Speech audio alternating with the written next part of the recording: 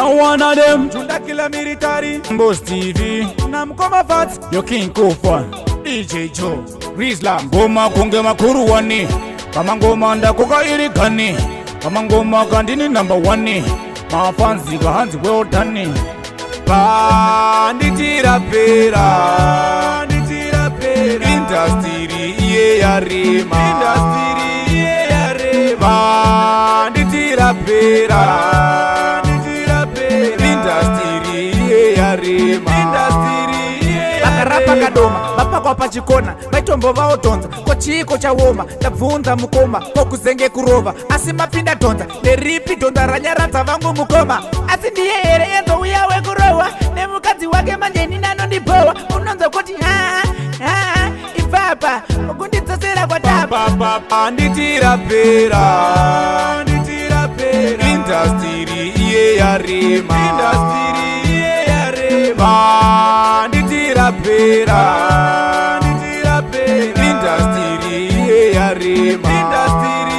Wachauya vachibuda andibode kunge makuru wane kavambomira kani chati chati pamangoma ndokangira mupani ndasuva cheki ngoma vangu tsukai muresi ndozviziva kuti hamuna mesi ndatosunga kachombo neteki pamangoma ndiritonza muresi Banditira pera Industry iye ya rema Banditira pera Industry iye ya rema ini ndoti ndapiga vamwe voti ndadhisa hanzi futi ari kuruma achifuridzira iwe usandifungira mhani unondidzimba iwe unondidzimba kani ndinokudhinda ndogona kungokutema nechidhina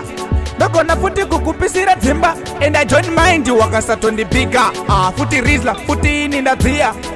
Banditira pera Industry iye ya rema Banditira pera Industry iye ya rema